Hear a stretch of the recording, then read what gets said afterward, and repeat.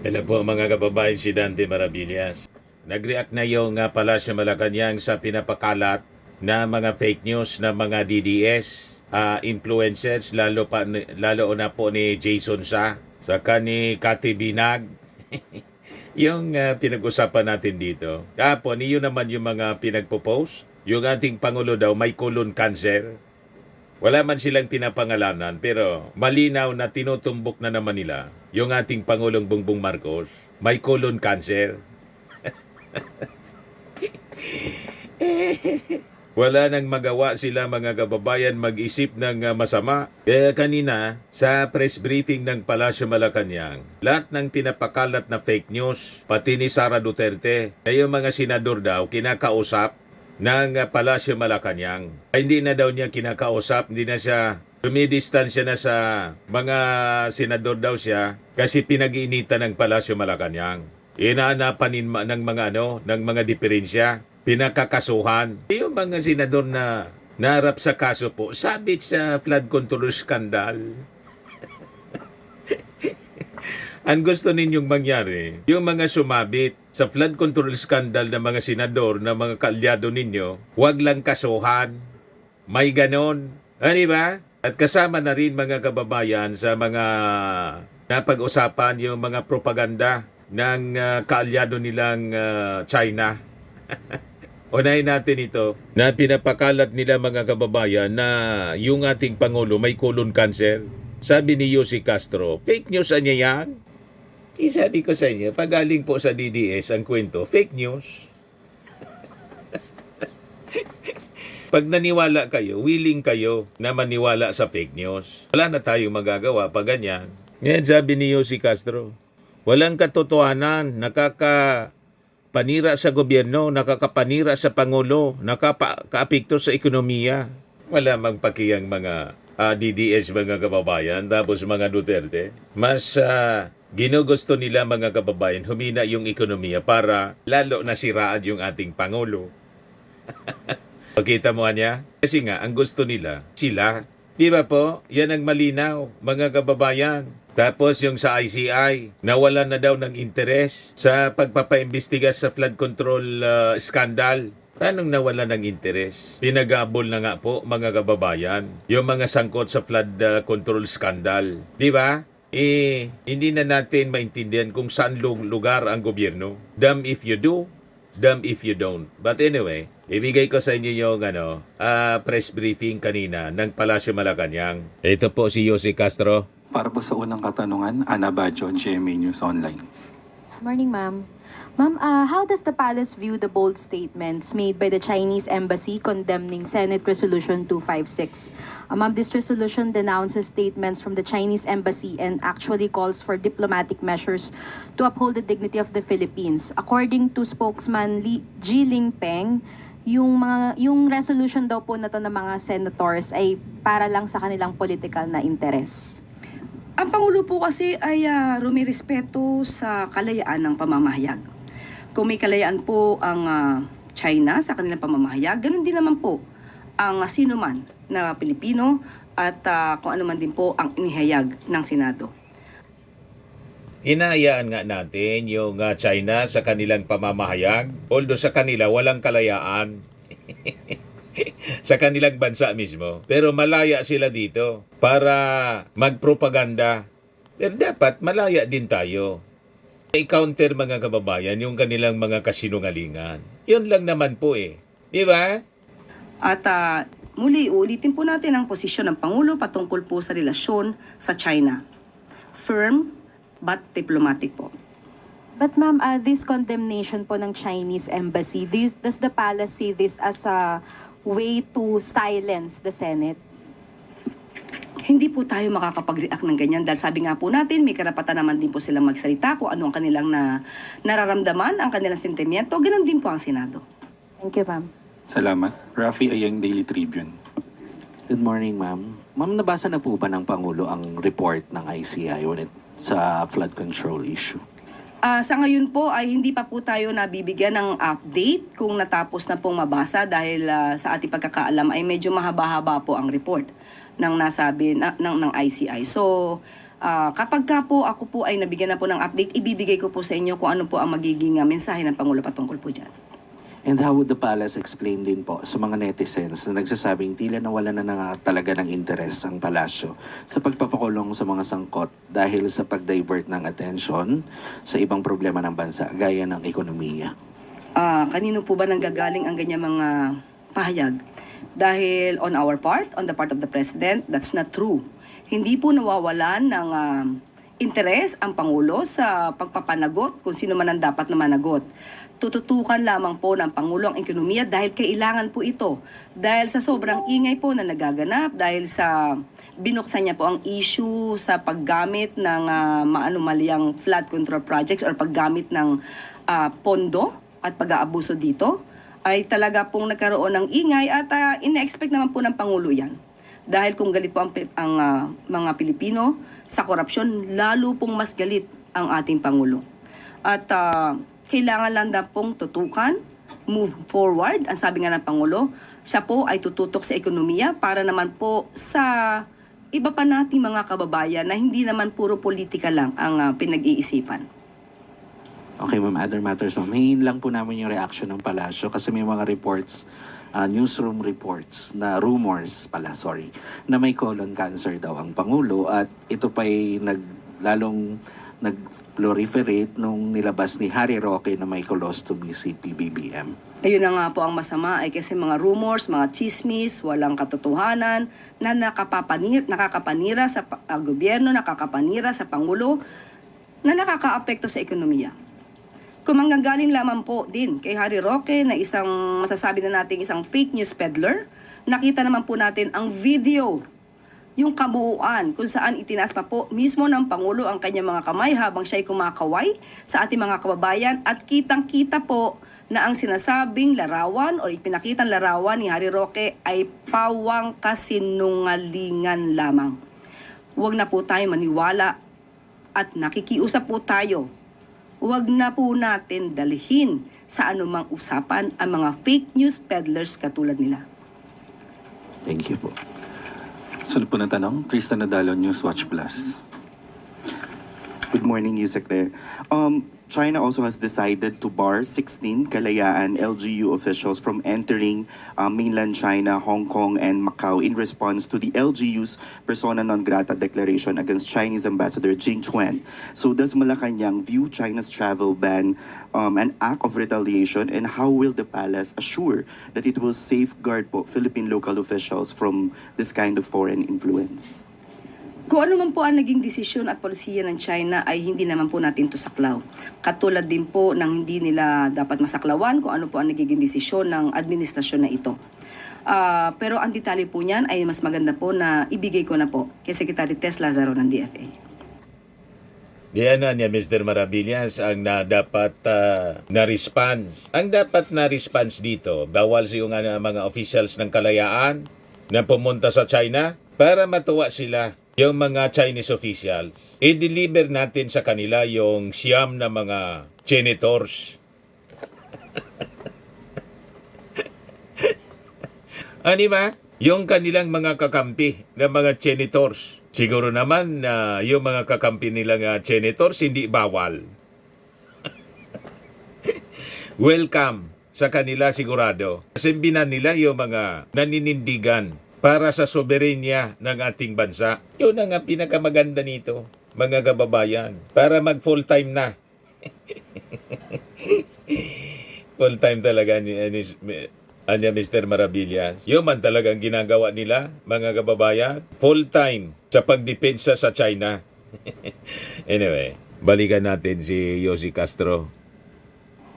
On another topic lang po, Vice President Sara Duterte said she is no longer talking to senators. Ito na siya. Sinabi niya po ito sa isang ambush interview sa Zamboanga because those who talk or help her are allegedly targeted by the administration. To quote, kapag merong kumakausap o tumutulong sa akin, binabanatan ng administrasyon, pinafailan ng kaso, tinithreaten at hinaharas. How does Malacanang respond to this allegation? It's another story telling a lie. Tandaan po natin, hindi natin malaman kung saan ba nanggagaling ang kanilang mga talent sa pag-spread ng mga fake news. Nauna na po nagpakalat ng fake news ang Vice Presidente, patungkol sa di umanong pagkaing baboy lamang ang 20 pesos na bigas na ipapamigay or rather ibibigay at ibibenta sa mas murang halaga ng Pangulo through Kadiwa Centers. Nandyan din po yung fake police blotter, altered police blotter mula sa Beverly Hills. Nandyan din po yung mga fake videos, hindi isa, kundi dalawa, laban sa Pangulo at sa ating unang ginang. Lahat ng yan ay fake. So, sino ba talaga ang may kakayanan na gumawa ng karahasan? Sino ba ang nagbabanta ng buhay? So, sa ganyan mga statement, just tell it to the Marines. At baliktad po, pinapalabas sila yung binibiktima, yung mga Duterte senators, pinag-iinitan. Kaya ang sabi ni Sara, umiiwas daw siya na kausapin pa yung mga senador, kausap pa sila, pinag-iinitan na niya. Ganon katindi, gumawa ng kwento si Sara Duterte. Ganon katindi magsinungaling, mga kababayan, si Sara Duterte. Kaya tama itong sinabi ni Alan Peter Cayetano. Ano niya, Mr. Maravillas, sinabi ni Alan Peter Cayetano, di ba Duterte senator yan? Sabi ni Alan Peter Cayetano, mga kababayan, ang sinungalingan niya, kapatid ng magnanakaw. Ito, sabi ni Alan Peter Cayetano, wala niyang magnanakaw na hindi sinungaling. Magnanakaw na hindi sinungaling. Kaya nga ang kapatid ng magnanakaw ay sinungaling. Bakit? Ulitin natin. Wala pong magnanakaw na hindi sinungaling. Kaya nga ang kapatid ng magnanakaw ay sinungaling. Bakit? O, di ba? Admission mismo ni Alan Peter Cayetano. Pag magnanakaw, sinungaling. Kaya daw, yung kasabihan nga po, ang sinungaling, kapatid ng magnanakaw. Pag narinig ito ni Sara Duterte, yung mga Duterte po mahilig magsinungaling. Di kung susundan natin ang argumento, ang quotation ni Alan Peter Cayetano, malinaw na description ng mga idol niya.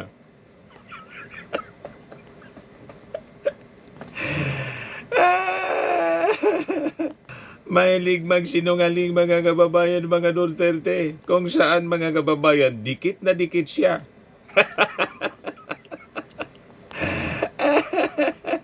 Ikaw talaga, Mr. Maravillas, sinare sa akin ng mga netizens yung quotation ni Alan Peter Cayetano. Kaya malinaw na.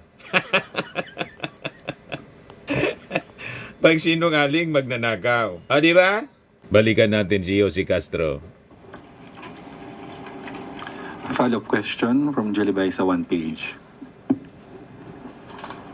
Yusek, balikan ko lang po yung China. Si retired Supreme Court Senior Associate Justice Antonio Carpio, sinabi po niya na daw Philippines should consider filing another arbitration case against China para daw po i-assert yung claims natin. Pero this time, sa International Court of Justice. Kasi doon daw po, tatanungin nila yung China kung papayag ba sila to submit themselves to arbitration. Kino-consider or pinag-aaralan po ba ng palasyo yung filing of another arbitration case? Yung ganyan pong suggestion ay hindi pa rin po na ipaparating sa atin kung ano ang opinion at ano po yung magiging take ng ating pamahalaan. Pero ipapaabot ko po yan, lalo-lalo na po sa DFA. Sunod po na katanungan, Ann Soberano, Bombo Radyo. Yusek, good morning. Yusek, matapos pagtibayin ng Kamara ang pagbasura ng impeachment complaint kahapon laban kay Pangulong Marcos, tanong ko po, paano planong muling buuin ng palasyo ang tiwala ng publiko sa gitna ng mga tanong kaugnay ng nasabing desisyon? Sino po ba ang nadidismaya? 8 lang po yung alam natin na dismaya dito. So doon sa mga nadismaya, siguro dapat makita po talaga nila kung ano ba yung nilalaman ng complaint.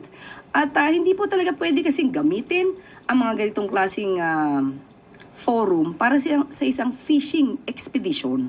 Makikita naman po nila hindi lamang po ang 284 na members ng House of Representatives ang nagbasura ng impeachment complaints na isinampa laban kay Pangulong Marcos Jr., kundi yung ibang mga eksperto pa, mga legal experts, constitutionalists na nagsasabing walang basihan ang isinampang impeachment complaints laban sa ating Pangulo. Ma'am, dagdag ko lang, ano po masasabi niyang Pangulo or ang Malacanang po sa mga nakaramdam nga ulit ng pagkadismaya sa resulta? Dagdagan na. Thank you. Sorry na lang po kasi lumabas po ang katotohanan. Thank you, ma'am. Follow-up question, Ivan Mayrina, GMA7. Sorry ma'am, ibang topic ito tungkol dun sa event kanina, yung tungkol sa Memorandum of Agreement between DepEd and the LGUs. Ang sinabi po ng Pangulo, hindi magkakaroon ng ghost at substandard projects dito dahil hindi raw ito uubra sa mga LGUs dahil ang mga mismong constituents daw nila will hold them accountable pag may problema yung mga proyekto.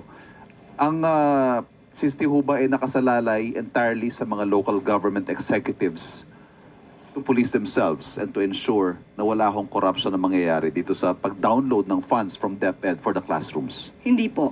Binanggit po yan ng Pangulo para bilang babala sa mga namumuno sa LGU na kahit kayo ay binigyan ng karapatan at binigyan kayo ng budget at kayo yung merong say sa procurement or mag-decide sa procurement, hindi ibig sabihin na kayo lang ang maaaring tumingin dyan. Ito po ay programa po ng DepEd at ng LGU. So nakatingin pa rin po ang Pangulo patungkol po dyan. That question comes from certain observations na parang nilipat lang yung corruption from the national to the local. Huwag naman korupsyon agad. Kaya nga po natin nililinis ito dahil para unang-una matugunan ang kakulangan sa silid-paaralan and at the same time mapabilis, pero hindi po ibig sabihin nito na ililipat ang korupsyon dahil ayaw po ng Pangulo ng korupsyon. On the situation with China, ang position po ng Pangulo firm but diplomatic. Ito ho hindi nagbabago. Pero kapansin-pansin po na ang style o ang yung nagiging stance nitong bagong Chinese ambassador para medyo mas palaban. Given that, hindi ho ba rin tayo mag-a-adjust? I mean, are there going to be tweaks to be made dito ho sa ating diplomatic approach with the new ambassador? Hindi po kasi natin masasabi na ang pagiging palaban ay siyang magiging magandang solusyon para maayos kung ano man ang sigalot sa bansang China. So kung sila man ay palaban, meron naman po tayong paraan na legal, diplomatic, na pwedeng makapag-ayos ng anumang issue. Salamat po. Follow-up question, Kat Domingo, ABS-CBN. Undersecretary, when does the Philippines draw the line on when it will take offense against what the new Chinese ambassador and other Chinese embassy officials have been saying against its own elected officials here in the country? I cannot say anything categorically about that. I will just leave the question to DFA. Para po sa huling katanungan, Rafi Ayeng, Daily Tribune. Balikan ko lang yung corruption.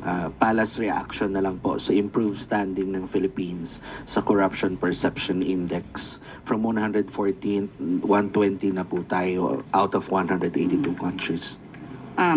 Expected po yan dahil binuksan po ng Pangulo ang issue tungkol sa korupsyon. So, kung binuksan ng Pangulo ang korupsyon, magkakaroon ng pag-iimbestiga at ito po ang ninais ng Pangulo. Ayan po, mga kababayan, nag-improve yung corruption index natin. Ibig sabihin, maganda na ang ating standing. Kasi nga po, nandyan ang very aggressive campaign ng ating Pangulong Bongbong Marcos na labanan po ang korupsyon. O di ba? Walang katotohanan po ang mga pinapakalat ng mga DDS influencers na nawala na ng interes sa flood control scandal investigation ang ating pangulo. Kayo man lang ang nagsasabi niya. Sunod-sunod na ang makakasuhan at makukulong. Kasama diyan yung mga Duterte senators. Kaya kayo nagagalit. Sa mga naghanap ng malinis and spacious fitness gym, pumunta lang po kayo sa aming Colossal Fitness Gym. We also offer Grab Car Rental with our brand new 2023 model ng Toyota Innova. We also accept booking for those who are planning to travel via PAL, Cebu Pacific, and other airline companies, local and international, and bills payment for Meralco Bills, PLDT, Aleco Bills, etc. Ang Colossal Fitness Gym is located at 3rd floor Security Bank Building, Landco Business Park, Legazpi City, Albay. For inquiries, look for Chilon Maravillas. Contact number 0966-802-0949. Yan yung aming Innova. Lagi na pong matao sa amin. Pati mga foreigners po, tingnan ninyo. Mga British tourists sila. Ang lalaki ng katawan na, mga kababayan, nag-gym sa amin. Ito naman po, Indian National. Ito mga mga European sila. Ito naman yung bago naming product na binibenta online, iGlow Serum. Whitening po siya galing sa South Korea. Tingnan ninyo yung epekto sa aking anak na architect entrepreneur, Riz Maravillas. For inquiries, look for Riz Maravillas on FB. Ito naman po, Fairmax Firming and Lifting Cream, pinapahid sa mga pulses and other affected area. Mainam po ito sa mga pains at paninigas na mga kaso-kasuan. Ito po, Automax Radiant Serum. Sa mukha naman yung application. Anti-aging po siya. You will look 10 years younger than your age. Ito naman po, yung bagong product naming binibenta online. I am amazing pure organic barley powder drink mix from Australia. Mainam po ito sa mga cancer patients. Tulad nitong isang cancer survivor po. Siya si Yoli Tan, ovarian cancer survivor po. Sabi niya, barley did not just save my life, it gave me a new life. In 2019, Julie faced the fight of her life through surgery and harsh chemotherapy. I am worldwide amazing pure organic barley became her source of strength. It boosted her immune system when she needed it most and gave her the energy to keep going. 100% organic siya, immune system booster, trusted by survivors. Yun din yung gamit, mga kababayan ng cancer survivor na si Maritoni Fernandez. For your inquiries and orders, dumiretso na lang kayo sa aking anak na architect entrepreneur Riz Maravillas. Sa mga mahilig naman po sa mga imported bags and wallets, dumiretso na lang kayo kay Ma'am Eileen Rosales, Eileen Closet. Nakabase siya po sa Amerika. Yan yung kanyang online selling. Sa mga mahilig naman po sa mga pagpapa-spa, try ninyo po dito sa Pamper City by OMG, the Medical Aesthetics and Wellness Center. Matatagpuan po sa Prestige Bay, Isiana City, Parañaque City, Metro Manila. Pamper City by OMG, your luxury escape.